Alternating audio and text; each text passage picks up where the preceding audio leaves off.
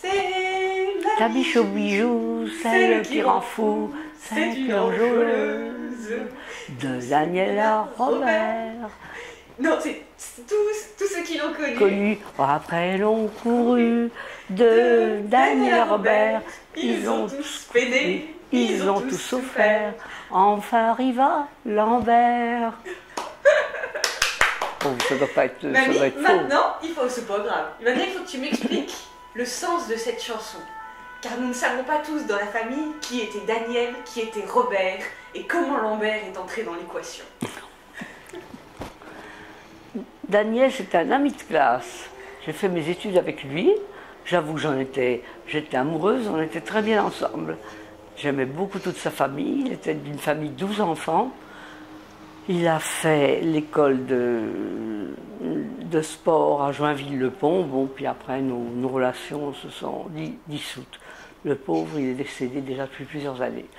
Bon, Robert, on ne voulait pas que je vous parle de Robert. Enfin, on me l'a imposé comme cavalier à un mariage. Un gars qui sortait de pas de la cuisse de Jupiter, mais de la Banque de France, dont le grand-père avait été directeur de banque, le père devait aussi avoir une autre situation. Bon, il me trouvait bien comme ça. Il m'a quand même emmené dans un bistrot, il prenait ses repas à Chaumont. Il trouvait que je n'étais pas décontracté, que j'avais un air suffisant. Il dit, prends pas cette tête-là, tu en auras besoin quand tu viendras chez moi. Ah, la douche froide. Qu'est-ce que ça veut dire quand j'irai chez toi? Ça veut dire que mes parents ne sont pas bien d'accord pour que je te fréquente. Ils se sont renseignés, ils ne sont pas d'accord pour que j'épouse quelqu'un qui n'est pas du même monde. Ça a acheté un froid, hein. Alors là, j'ai compris que j'allais faire une belle bourde. Hein. Alors j'ai appris par la suite que celui qui était directeur, le grand-père, à part son caissier, ne connaissait pas le reste du personnel. À table, on appelait le personnel qu'avec la cloche. La cloche, mais qu'est-ce que je serai les fiches dans ce bassin? Et alors, à qui tu racontais tes déboires amoureux? Alors j'avais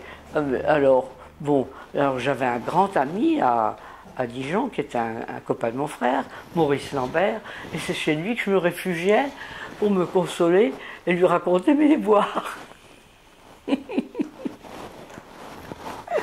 Alors il était au courant de tout. Et lui, je crois qu'à ce moment, il tenait bien à moi, mais il n'osait pas se déclarer parce qu'il se trouvait plus âgé. Il avait peur, probablement. Et puis voilà, puis un beau jour, on était assis chez lui dans des beaux fauteuils de cuir, on écoutait, qu'est-ce que je t'ai dit, la pastorale. Enfin, j'écoutais souvent la pastorale. Et puis tout d'un coup, il me dit, oh, est-ce qu'on est bien ensemble? Oh, j'ai dit oui. Oh oui, on est bien. Tu crois que tu te trouverais bien toute la vie? Je crois, ben moi aussi. Et voilà comment on s'est déclaré. Et je ne l'ai jamais regretté.